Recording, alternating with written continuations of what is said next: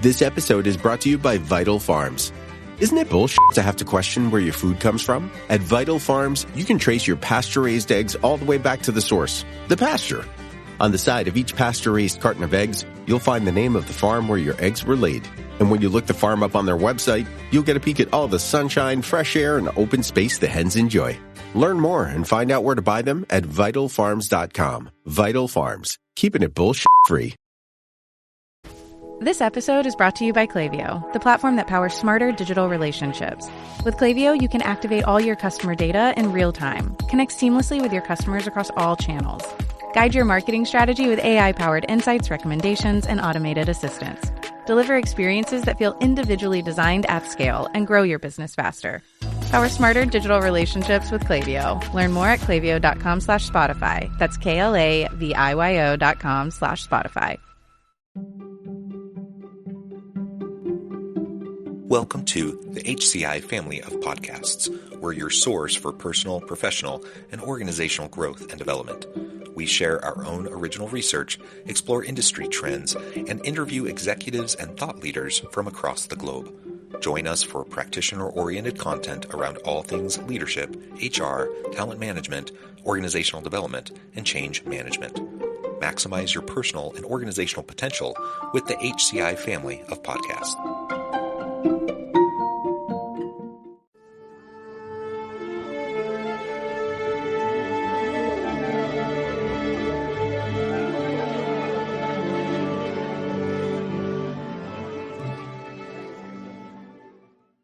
Amy Lavoie, welcome to the conversation today. Thanks so much, John. It's great to be here.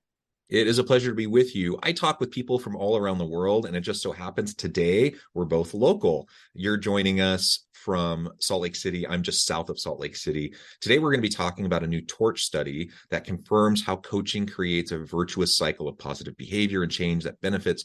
There's so many really great outcomes from the study, and we're going to try to unpack that and better understand some of what this means for organizational leaders today. As we get started, I wanted to share Amy's bio with everybody. Amy Lavoie is responsible for enabling a culture at Torch where people can thrive. She has spent her career studying and practicing the science of happiness and success at work, both as an internal HR practitioner and an external consultant, guiding some of the world's leading organizations on how to engage their people for outsized performance. Most recently, Amy led the development and integration of people science into products, messaging, and services for Glint, LinkedIn, and Microsoft. I could go on, but I'm going to pause there, Amy. Anything else you would like to highlight by way of your background or personal context before we dive on into the broader conversation?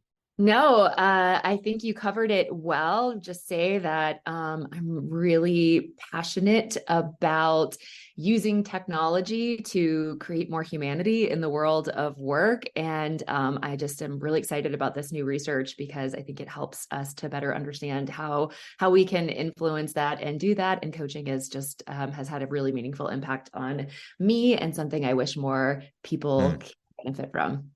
I definitely think everyone can benefit from it. It's kind of like therapy. I think everyone should have a therapist. I think everyone should have a coach. And whether it's formal or informal coaching that happens, everyone needs that personal board of advisors that you can lean on, get the coaching, get the mentoring, get the support you need to go through the stages of career development, because it's just too complicated. It's too hard. It's too messy, and everyone needs support.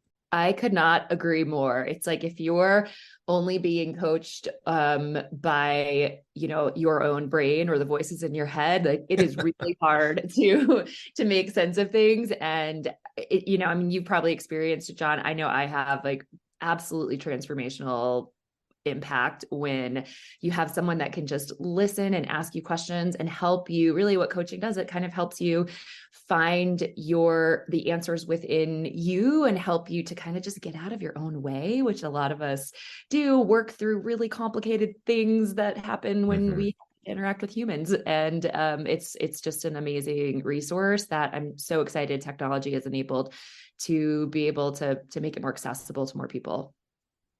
Yeah. And I think sometimes we dig at technology, right? And we say we're losing the humanity through AI and various innovations and automations and such.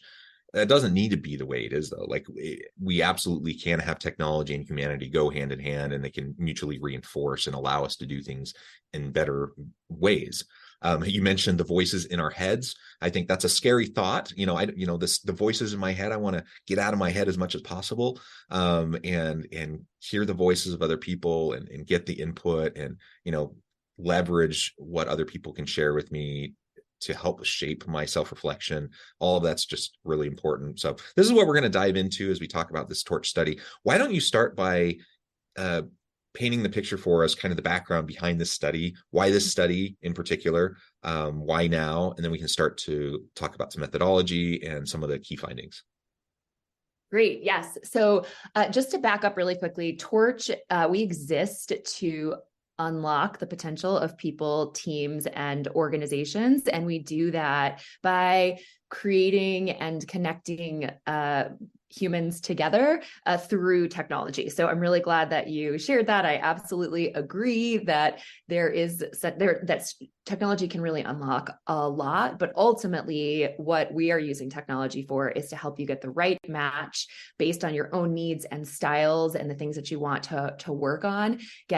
We use algorithms to help connect you with someone who we believe you will hit it off with right away, because that can actually be a pretty big barrier to entry. And we use technology to help you have access to coaches no matter where in the world you are, using screens and technology. You don't have to be in an office in the corporate headquarters, and available to go meet with someone in person.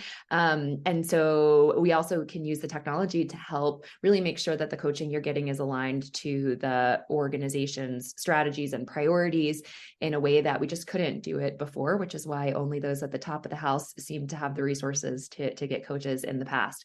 So that's a little bit about Torch. And, I think one thing that I've always seen and believed is that culture is happening whether or not we do anything about it.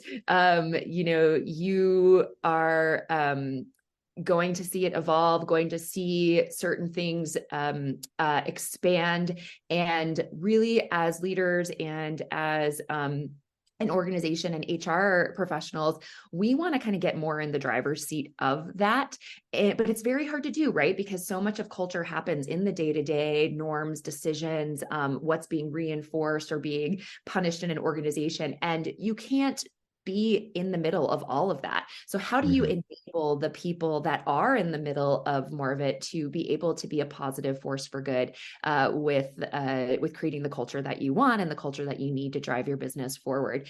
And so we kind of know this anecdotally. We all know examples of really negative culture expansion. I think that's we call the positive and virtuous version of that the ripple effect. But I think when we see it happen in a negative way, it feels almost a little more like a wildfire, like it just can take off. We see things like when Wells Fargo had the fraudulent accounts, or Volkswagen was falsifying emissions. These things can happen, and often without even the awareness of leadership, because of what's happening on the ground. And so we want to really understand, what can we do to try to influence that positive change, and what are the most effective ways to do that? And our customers are telling us, and we experience it, that when they invest in coaching, it's not just that leader who has the coach who's improving. It's expanding, and it's like all these things are happening, but it feels really intangible. They know it, their teams know it, but how do you convey that to the leadership team? And that's what we were embarking on. There really is not great research to help quantify that and understand what are the levers you can pull and what are the things that you have the biggest impact on when you invest in coaching. So that's what this research was all about, is understanding and kind of quantifying what we call that ripple effect that happens when you bring coaching into an organization. Yeah, the positive ripple effect. I sometimes think about the negative downward spiral, the wildfire that you were talking about. That's the kind of more negative side, for sure. Thinking of ways also to democratize coaching, because like you said, traditionally, it's really top executives, senior leaders who tend to be the ones that get the coaches. And we know that leaders at all levels of a hierarchy, really everyone, could use a coach. But it's expensive, it's time consuming, right? And so there's all these reasons why it doesn't happen. And so finding ways to democratize that, or at minimum to leverage the impacts of the coach on the individual leader for their broader team is going to be really, really important. Yeah, it's so important. And I just wanted to say one thing that I think is really important is we define leaders as anyone who takes responsibility for the success of those around them. Mm-hmm. And I think that's important because if you look at the way work gets done now, if you've done anything with, organizational network analysis, you know that it's not just the people managers. It's not just the senior leaders or the directors and above who are having an influence on the culture. So that is another thing that, technology has enabled, is for us to be able to reach a lot more people who actually do have an outsized impact on what's happening in the organization.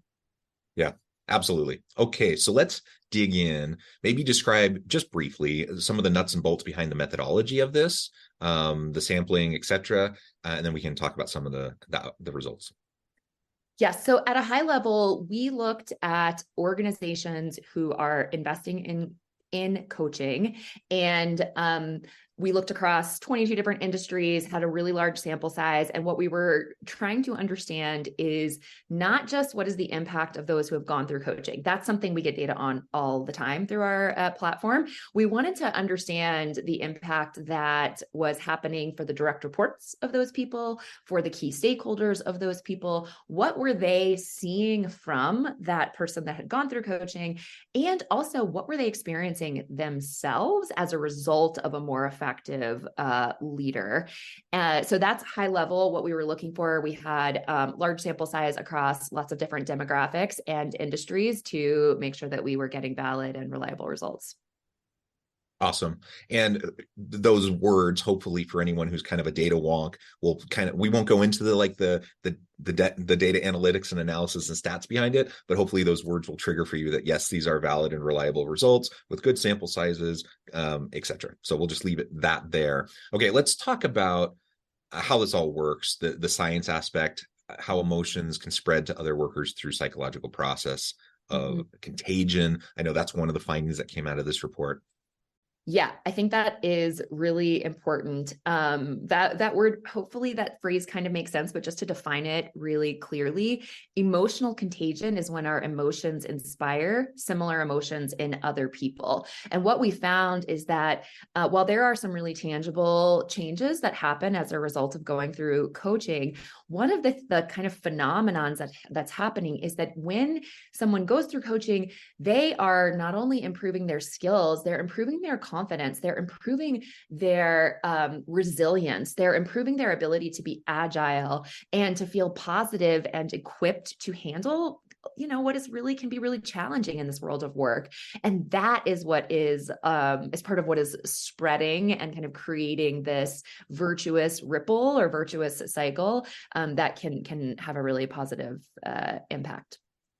Yeah. And I just really like that idea of contagion around coaching. And you've already mentioned the ripple effect. Tell us a little bit more about what you found about this ripple effect through this study. Great.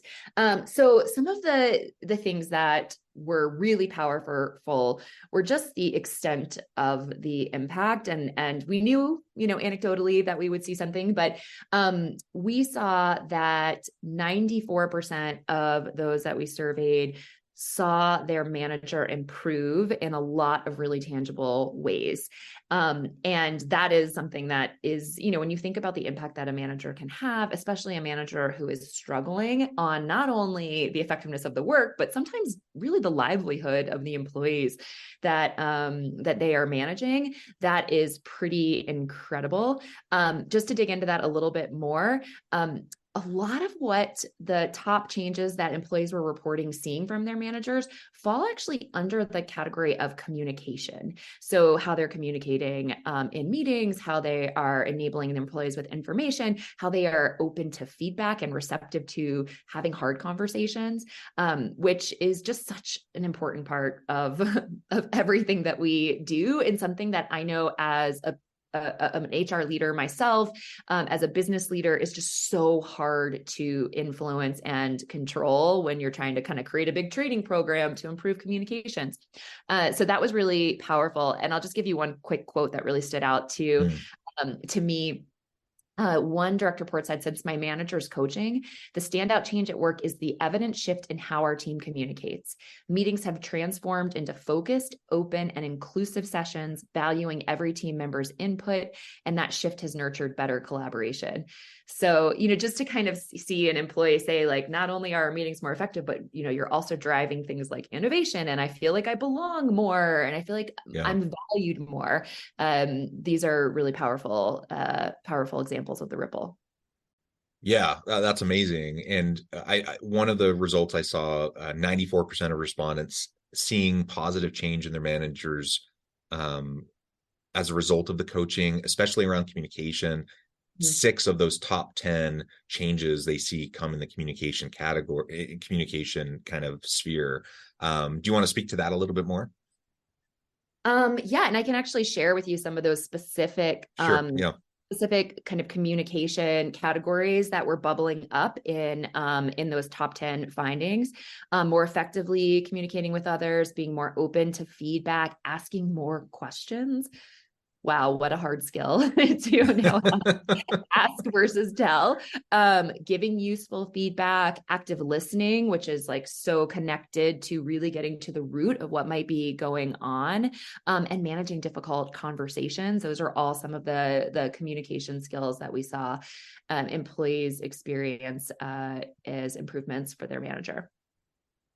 And with this ripple, 91% of employees report positive improvements in their own skills. Maybe speak to some of that.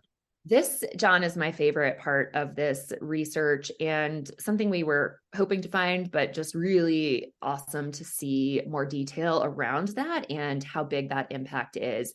So as you said, 91% of employees were saying that they actually felt like they were improving, their skills were improving, their mindsets were improving as a result of their manager being coached. So this was like really getting into that deeper example of that ripple effect. A couple kind of diving a little deeper into that. 51% of respondents shared that their manager has helped them and has helped them encourage them to be more curious and to continuously learn. We saw a lot of things related to growth mindset. So taking chances, making mistakes, sharing a controversial idea, knowing that they can improve something that they might have felt was really hard. That's massive. And we know about, a learner's mindset and growth mindset from Drucker's work. And I know Satya Nadella is big in kind of creating that culture. So that's something that, without a ton of intentionality, we were seeing really had a big impact.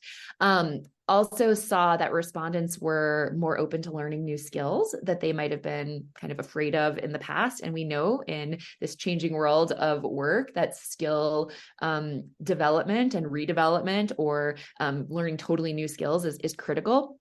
And another one that I appreciate is that more than 2 in 3 respondents said they strengthened their sense of self-efficacy, i.e. their ability to accomplish a task, and their own sense of competence and effectiveness by their coach, essentially being able to help them work through that skill development. And that's huge. I mean, you talk about lifelong learning, you talk about growth mindset and Carol Dweck's work. This being able to increase your self-efficacy is just a vital general kind of mindset shift in skill set in an unknown future. As we move into the complexities of life and in organizations and the shifting nature of work and how organizations need to be able to pivot often on a dime, like in order to do all of that and for you to feel like you can navigate that, self-efficacy is really huge. It's really, really important. And so that's one of those findings. I mean, 2 in 3 report that, which is amazing. And then the next question is, well, how do we get that other 1 in 3 to also feel that way, right? Right. Absolutely. Yeah. And, I think one of the most important skills that managers should have is not just making, that other third get there, but also being able to talk openly if it's not the right path for them or not the right role for them. And so I was really encouraged to see, kind of having difficult conversations, having, being able to share, more constructive feedback. Feedback is just something that is so sorely struggling in a lot of organizations. And so, I look at it that you might not get to 100% on this one, but that might be because we're actually having the right conversations with people about performance management and some of the things that might mean they're not the right fit for the role. So all of these, to your point, are just so critical in an unknown world. We cannot rely on an internal communications team to be able to get everyone the information that they need in the time they need it, to have a training team give people the skills they need, have every level of leadership approve on a decision that needs to be made in the moment. Like, the world of work is moving so rapidly that one of the biggest lessons in leadership for me in this kind of age is that we need to let go as leaders. We need to let go. And it's really scary, but when you give people at all levels the organization the skills to know how to make decisions, how to have hard conversations, when to raise things up, when to just move forward, that's when the magic happens and when we can pivot and respond to this change quickly. Yeah, as you were saying that, I 100% agree. We need to learn how to trust, how to let go, how to empower those who have the technical expertise to do the work that needs to get done. When I'm leading a team, hopefully I'm not micromanaging them. But it's like this, I see on both ends of the spectrum problems with people who are in the weeds micromanaging, and it's all about them. That's not effective. Nobody likes that. But I've also seen people who say, oh, I don't want to micromanage my team. And so then they're it's complete laissez-faire, nothing. There's actually no management going on. There's no leadership going on. There's no support going on. Obviously, neither of those are good or effective. And so we need to simultaneously, develop trust, mutual accountability and trust with our teams. Part of that is those performance conversations. Part of that is having accountability measures in place. You still have to lead. You still have to set a vision. You still have to have those conversations. You still have to support. And that's nothing we've said today is rocket science. There's lots of research behind this that's been done in academia for years. Lots of industry studies that have looked at some of the different principles we talked about. And so this report is really shining a light on coaching specifically, but none of this is rocket science, but it's all really hard to do because you get so caught up in your day-to-day in putting out fires and just responding to all the immediate pressures that you don't do the simple things consistently that need to happen in order to have the positive culture, to have the trusting relationships, and to accomplish all these other things we're discussing. Oh my gosh, it's so true. And, I joke about, we're a coaching company. We were founded by two executive coaches and clinical psychologists, and we have to work all the time on things like having difficult conversations and, not, that candor is kindness and not just always being nice and empathetic, because we're a very human first, relationships first company. It's hard to do. And we have experts in our company all over our team, and it's hard to do. And I love the point you made, John, about how, you kind of have these two extremes of what we've seen with either too much management or too little. And I think that's really been exacerbated in a distributed world of work. You have in the absence of sort of so much, just ability to kind of see everyone day in and day out. And in those in-between times, you've got the managers that just dig in and try to micromanage. And then you've got some that just are almost well, I trust they're getting things done, and maybe they'll let me know when they need something. And the truth is that the sweet spot is in the middle. And when things are hard, like conflict and talking about things where we may not know all the answers, a lot of our tendencies are to kind of clam up and to shut down and to, let's just go focus on putting out the latest fire of the day or check off the to-do list, when the real thing that we need is some of this deeper connection and communication. Absolutely. Amen. Well, Amy, this has just been a really great conversation. I know at the time I need to let you go here in just a minute, but before we wrap things up for today, I wanted to give you a chance to share with the audience how they can connect with you, find out more about your work, your team, where they can find this report, and then give us a final word on the topic for today. Awesome. Okay. Well, please don't hesitate to check us out at torch.io. You can find access to this latest report and a lot of other resources that we put out to help kind of create these coaching cultures internally. You can also reach out to me on LinkedIn, Amy Lavoie. I would be happy to connect and learn and share with all of you as we are navigating these things together. And finally, I think one of the things about the report that is just so important, like you said, John, it's not rocket science, but yet we're not doing it. Sometimes I feel like, the scientific equations are easier to do than this stuff. So in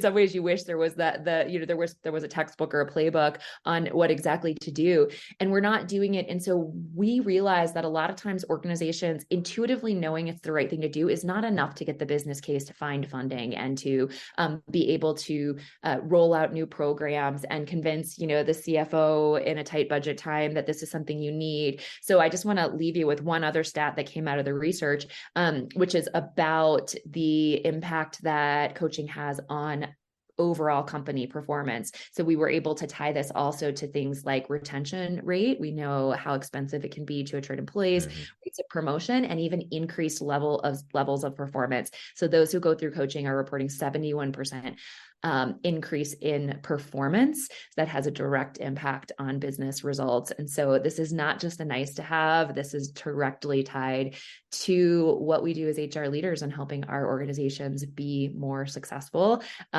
We don't get to just treat people kindly if our organizations are not succeeding in achieving their goals. And so we're trying to help equip our customers and the world with making the case for what we know is this really important thing.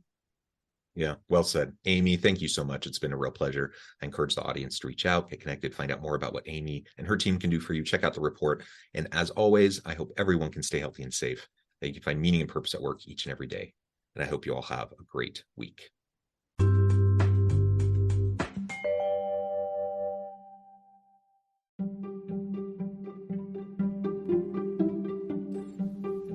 Thanks for joining us for this episode of the podcast. We hope you stay healthy and safe, and please join us again soon.